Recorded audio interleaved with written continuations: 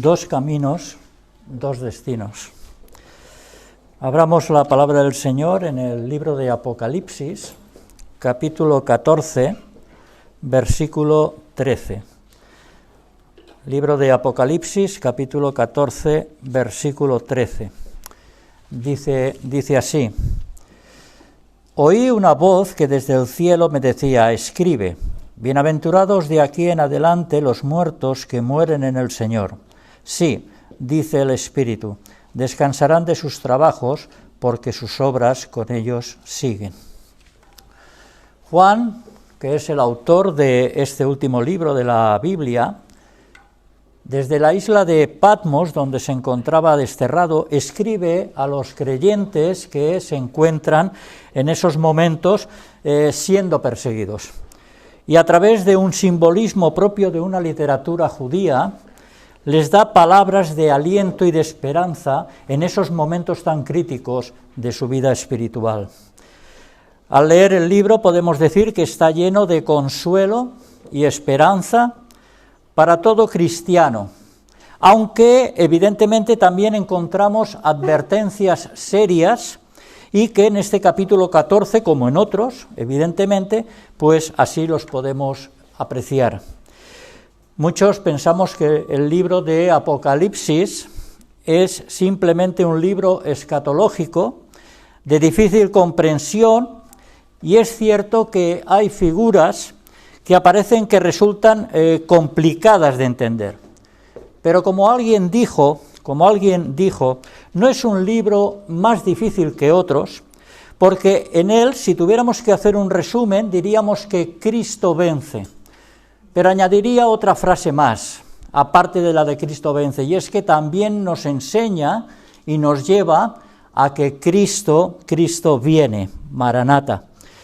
Bien, desde el versículo 6 al versículo 11 de este capítulo 14 observamos cómo hay tres ángeles que son enviados y que advierten y aconsejan escuchar el Evangelio.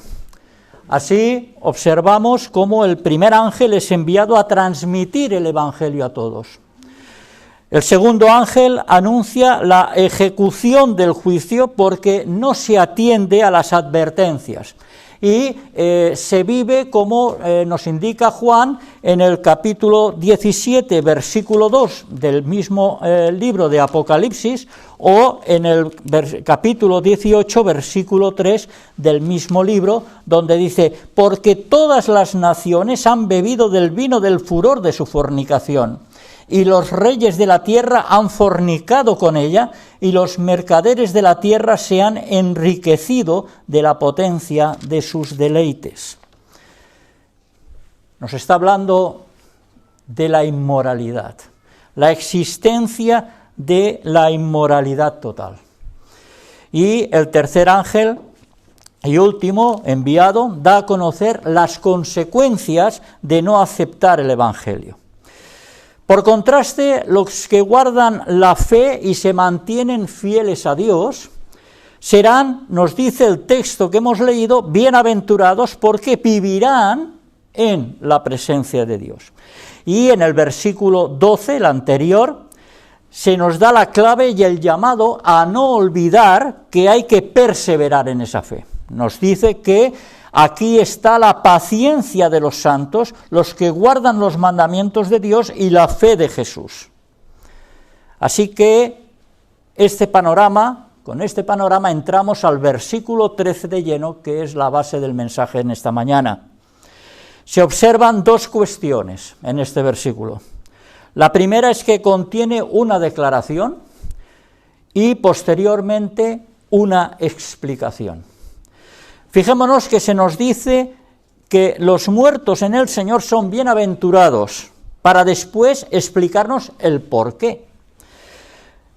Nos dice en primer lugar, en cuanto a la declaración, versículo 13, oí una voz que desde el cielo me decía: escribe, bienaventurados de aquí en adelante los muertos que mueren en el Señor. Y primeramente Dios le dice a Juan que escriba. Y la pregunta es ¿por qué?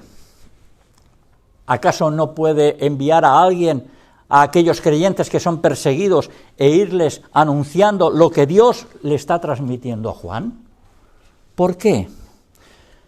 Y la respuesta es porque lo que tiene que decir Dios es muy importante y es muy necesario que quede constancia. Que no solamente queden los creyentes de aquel tiempo, sino que tienen que continuar y seguir esas palabras y ser conocidas a perpetuidad por todos, ya que van a ser palabras de consuelo, palabras de aliento, que van a servir de estímulo y apoyo en todo momento en cuanto se pase en la aflicción. La muerte es el tema ineludible que a todos nos atañe, porque, queramos o no, todos tenemos que pasar por ella. Más tarde, más temprano, la realidad es que todos vamos a tener que experimentarla. Ya seamos jóvenes, ya seamos ancianos, seamos ricos, seamos pobres. Todos, absolutamente todos, vamos a tener que experimentarla y pasar por ella. No existe, por tanto, la posibilidad de eludirla, porque es un hecho que se plasmó ya en el Edén con Adán y Eva en el momento en que desobedecieron a Dios. Así que cuando Dios llama, nadie, absolutamente nadie, puede excusarse. La muerte es un viaje sin retorno, hacia un destino que no puede ser cambiado. Y cuando llega esa desgarradora muerte y dolorosa muerte, es lo que más tememos, ¿verdad?, los seres humanos. Porque representa que se deja todo cuanto se ha conseguido, por lo que tanto se ha luchado, y el ser humano piensa que todo ha terminado y que ya no hay nada más. Pero se equivoca, se equivoca. Ante la muerte nos surge una pregunta: ¿qué es lo que sucede cuando la persona muere? Y el texto nos da la respuesta en el mismo versículo 13. Nos dice que son bienaventurados los muertos que mueren en el Señor. De entrada, el texto nos dice que se es bienaventurado, es decir, se es dichoso, se es feliz. De manera que, como consecuencia, lógicamente se experimenta gozo. Así que los que mueren en el Señor poseen la bendición de Dios y por eso son plenamente bendecidos. Por otro lado, observamos algo muy chocante, porque el texto declara que son bienaventurados los muertos. Es un contraste que nos impacta, porque ¿cómo es posible, si la muerte es algo triste y desgarradora, cómo es posible que se sea feliz? ¿Cómo es posible que se desee llegar a ese momento? En Primera de Tesalonicenses, capítulo 4, versículo 13, en boca del apóstol Pablo nos dice: tampoco queremos, hermanos, que ignoréis acerca de los que duermen, para que no os entristezcáis como los otros que no tienen esperanza. Pablo no está diciendo que no se debe uno de entristecer, de estar triste. Lo que está diciendo Pablo es que no sea como los que no tienen esperanza, que es bien distinto. Además, si nos vamos a la epístola a los Filipenses, capítulo 2, el propio apóstol Pablo habla de Epafrodita. Y este hermano había enfermado gravemente. Dice que Dios tuvo misericordia de Epafrodito y de él, de Pablo, para que no tuviera tristeza sobre tristeza. La muerte, lógicamente, produce esa tristeza, y los creyentes no estamos exentos de ello. Sentimos el mismo vacío de quien nos ha dejado, y ese sentimiento es muy normal. No debe de extrañarnos. Ahora bien, esto es desde nuestra posición, pero hay que preguntarse también, ¿y desde la perspectiva de quien ha fallecido, de quien ha muerto? Porque es el otro lado de la moneda. Es el otro lado de la moneda. Conforme al texto, si es aquel que tiene depositada la fe en el Señor, lógicamente va a ser plenamente bienaventurado. Pero ha habido poetas, como Pablo Neruda, por ejemplo, que han escrito acerca de lo funesto que es la muerte. Sin embargo, cuando leemos a Pablo, cuando nos acercamos al apóstol Pablo, su discurso es bien distinto. Para él, la muerte es muchísimo mejor. Era una liberación el dejar el cuerpo e ir con Cristo. Hay un detalle en el versículo importante, y es que esa bienaventuranza no es para todo el mundo. ¿Por qué? Porque no dice simplemente que los muertos son bienaventurados, sino que dice, son bienaventurados los que mueren en el Señor. Y el texto especifica que es exclusivo para aquellos que han muerto en el Señor. En otras palabras, aquellos que han creído, que han reconocido su pecado, en definitiva, los que han depositado su fe en Cristo. Por tanto, para aquellos que no están en Cristo, no existe bendición alguna. De manera que es una terrible desgracia porque habrán sido desechados por Dios y estarán fuera de su presencia. Esto es así. Dos caminos, dos destinos. Hubo un predicador, poeta y escritor del siglo XIX que, hablando de los que mueren sin Cristo, dijo: pueden poner tu cuerpo en un ataúd de máximo lujo, pueden imprimir tu nombre con letras de plata, pueden preparar el terreno para que crezcan las flores más bellas. Aún así, seguirá siendo el funeral de alguien condenado por sus pecados. Cuando nos acercamos al Evangelio de Lucas, capítulo 16, versículos del 19 al 31, encontramos la ilustración que hace Jesús del rico y Lázaro, donde hay un hombre rico que cada día hace banquete, vive despreocupadamente, y hay un segundo hombre que es pobre, enfermo, que es lamida sus llagas por los perros, y que solamente deseaba poder recoger las migas que caían de la mesa. En esta parábola Jesús presenta a quienes le escuchaban dos posturas: la vida lisonjera del hombre rico y la de un pobre hombre lleno de penalidades que no sabía dónde caer muerto.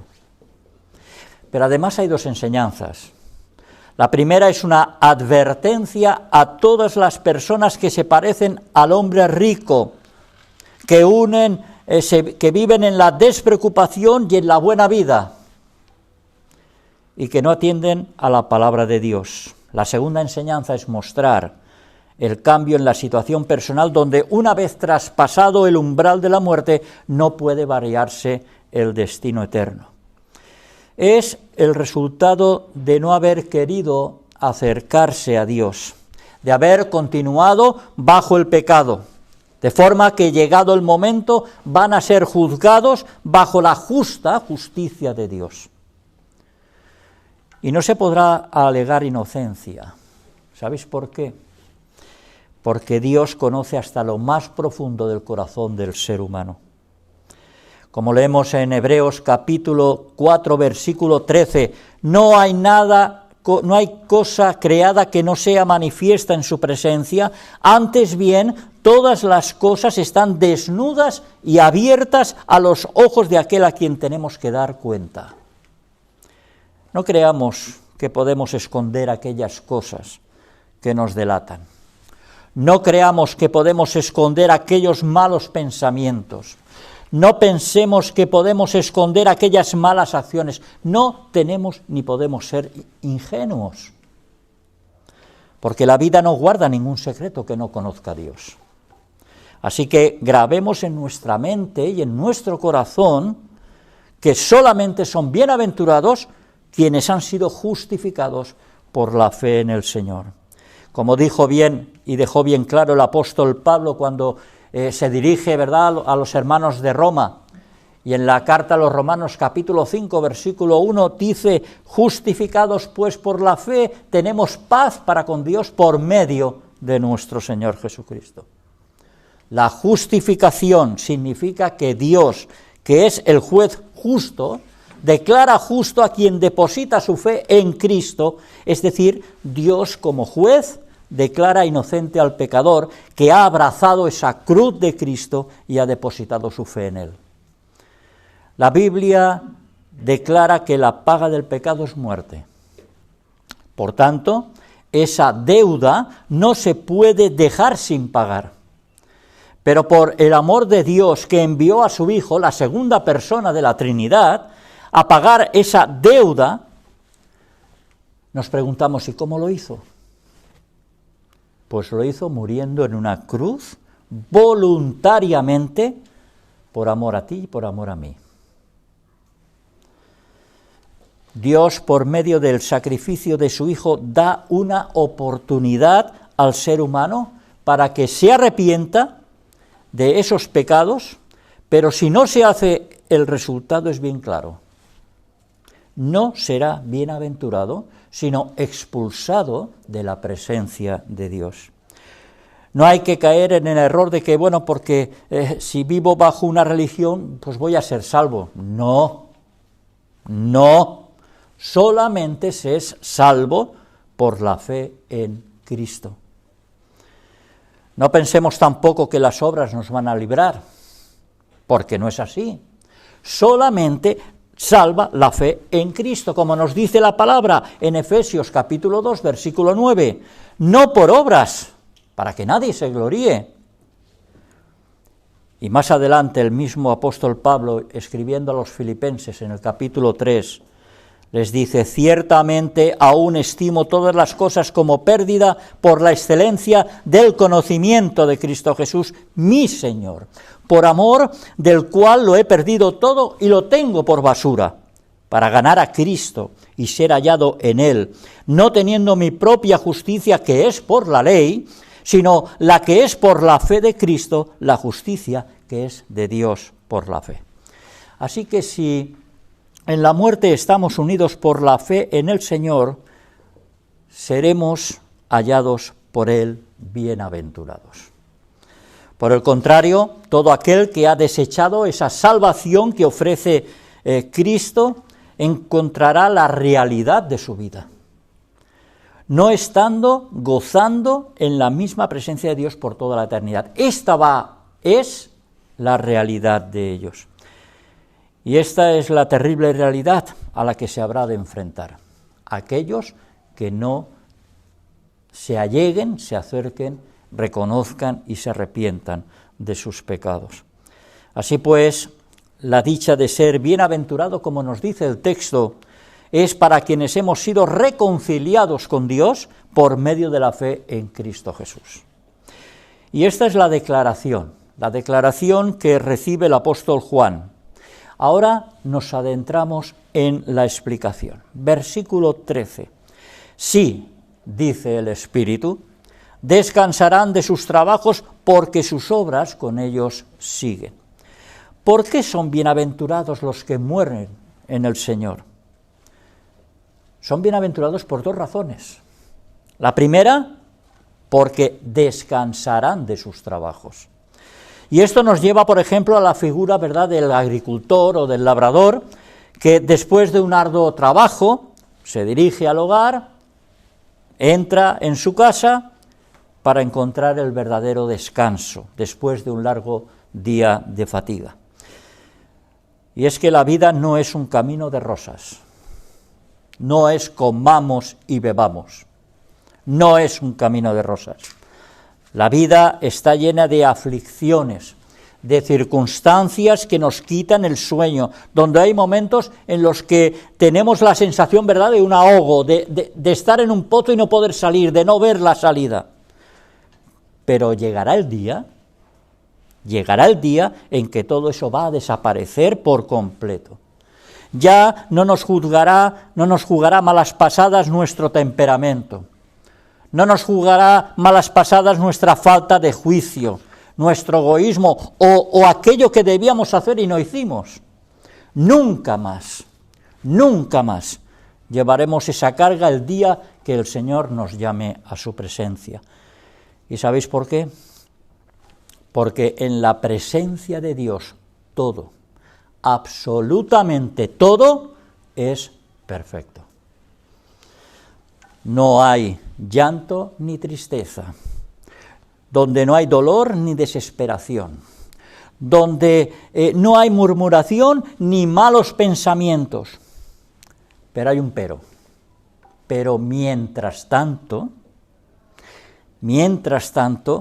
ya lo dijo Jesús, en el mundo tendréis aflicción, pero confiad, yo he vencido al mundo. Vivimos en una sociedad donde no se ama a Dios, en el que los malos parecen salirse con la suya. Estamos viviendo en una sociedad donde el rico machaca al pobre, donde la impunidad está a la orden del día, pero la palabra del Señor nos dice, no os desaniméis. Llegará el día donde el pecado quedará derrotado por la justicia de Dios. El descansar de los trabajos es una promesa que se experimentará automáticamente cuando, llegado el momento designado por Dios, nos pasemos a su presencia. ¿Y qué nos esperará allí? Apocalipsis capítulo 7, versículos 16 y 17.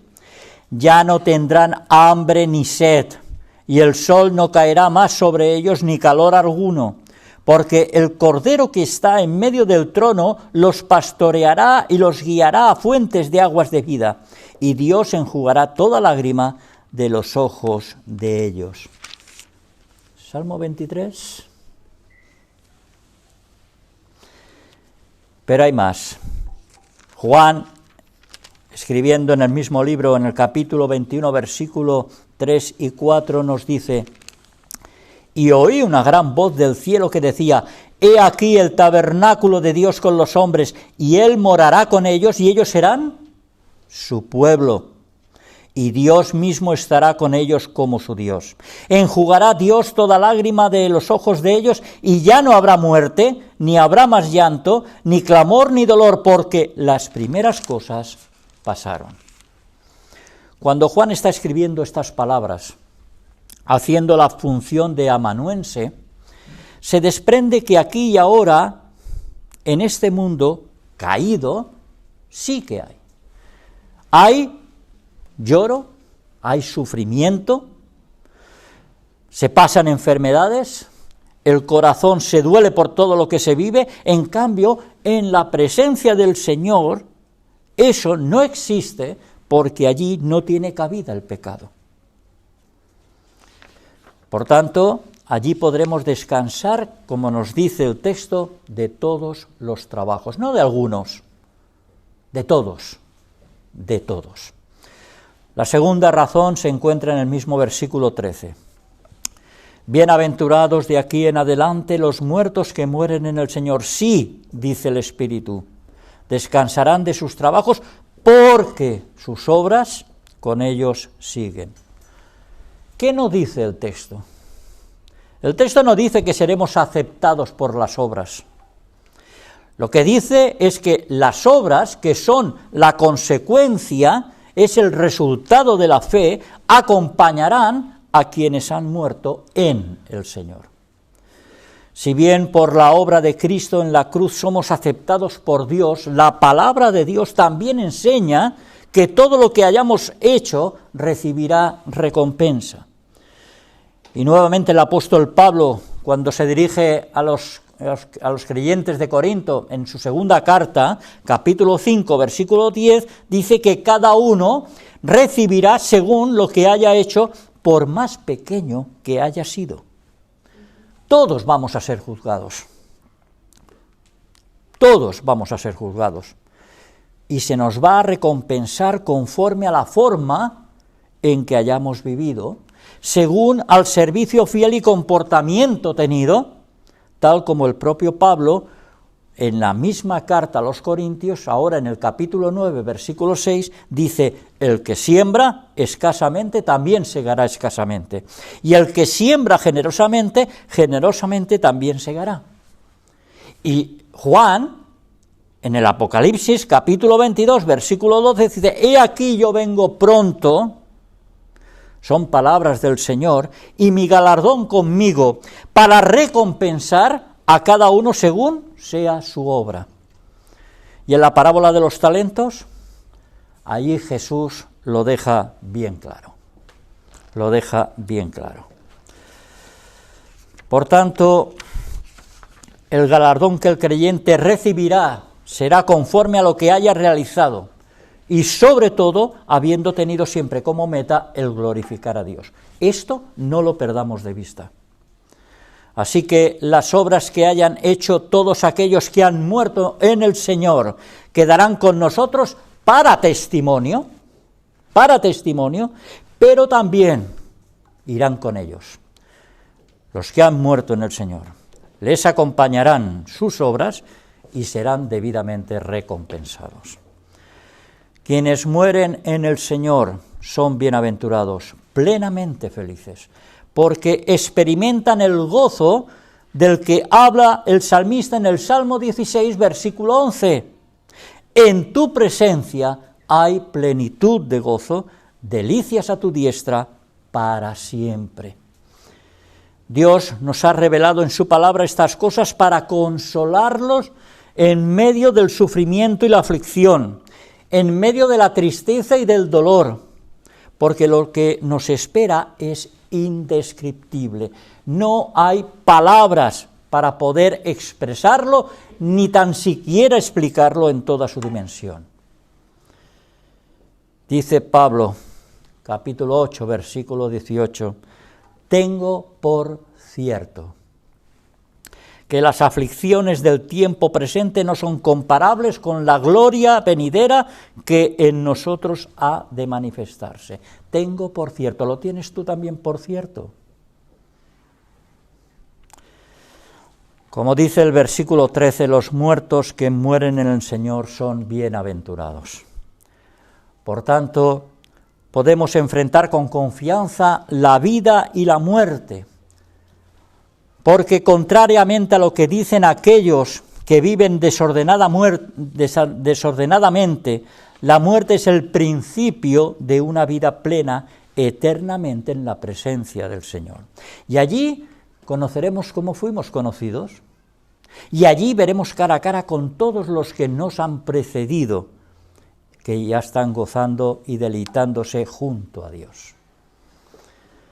Pero hay quien no se ha arrepentido de sus pecados, y a ellos quiero dirigirme con una pregunta. ¿Qué será de ti cuando la muerte llame a tu puerta? ¿De qué te habrá servido todo por lo que has estado afanándote? Y ante ello solamente hay dos posturas: vivir en la presencia del Señor y ser bienaventurado, o vivir fuera de la presencia del Señor por toda la eternidad. ¿Y cuál va a ser el destino de quienes no quieren acercarse a Dios? Los que somos salvos por la fe en Cristo Jesús, afirmativamente somos bienaventurados. Y cuando el Señor nos llame a su presencia, vamos a descansar de esos trabajos y las obras serán presentadas delante de Dios. Pero desgraciadamente,